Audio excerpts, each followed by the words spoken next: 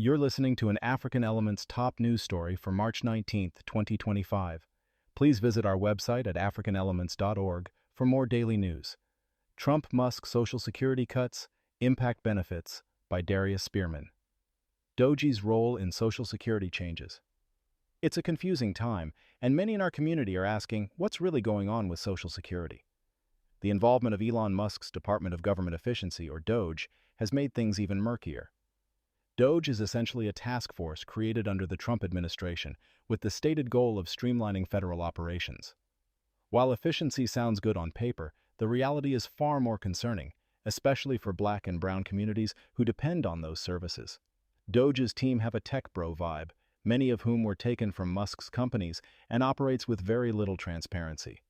This consequently raises serious questions about accountability and the potential for bias in their decision-making. They've been quietly inserted into agencies like the Social Security Administration, SSA, the Treasury, and even Veterans Affairs, often bypassing career staff who have years of experience and expertise. This makes any claim of wanting to serve the citizens suspicious. Social Security office closures. The immediate impact of DOGE's efficiency measures is already being felt across the country, with Social Security office closures in several cities, including White Plains, Las Vegas, and Columbus. For many, especially our elders and those with disabilities, these offices are a lifeline. They offer a place to get in-person assistance with benefits, resolve complex issues, and navigate the often confusing bureaucracy of the system. Instead, those services are being shuttered. The result of these closures, therefore, is devastating.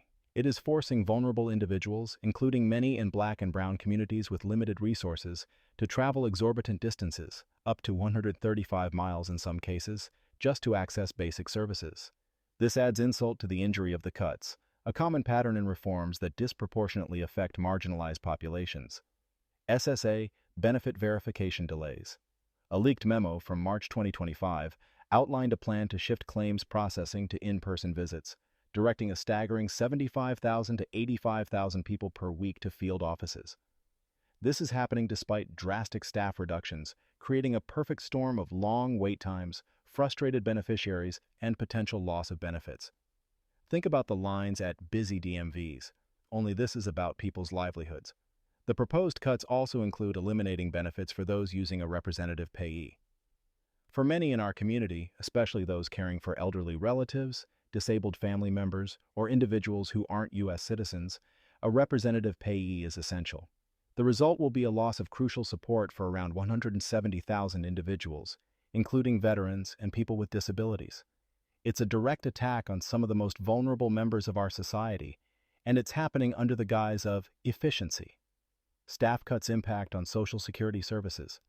We are already seeing news indicating that Social Security Administration, SSA, staffing levels are near a 25-year low. These cuts and increased workloads lead to backlogs and delays in processing applications and resolving issues.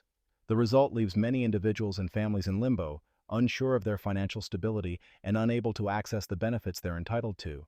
It's a deliberate dismantling of a crucial safety net, and it's disproportionately impacting our communities. The staff reductions create chaos, as reported by Judd Legume. Internal memos show unsustainable workloads, forcing the organization to be on track to collapse due to staff and resource limitations. This isn't just about numbers, it directly affects people's ability to access the services they need, especially for those dealing with disabilities or age-related challenges that require more support. This ultimately hurts the people who need the services the most. The White House's response. The White House has released an official response. The administration claims their focus is on reducing fraud, specifically referencing an estimated $521 billion in improper payments annually. This narrative is suspicious, given they propose across-the-board cuts and office closures that harm vulnerable populations, rather than targeted solutions to address genuine payment issues. This fraud narrative feels like a smokescreen. It seems like it is a justification for policies that will have severe consequences, especially for Black and Brown communities who often face systemic barriers in accessing government services. Critics, including Representative Larson, have condemned these actions as sabotage through consolidation of offices and staff cuts. It's a deeply concerning pattern. It echoes historical tactics used to undermine programs designed to support marginalized groups. Copyright African Elements.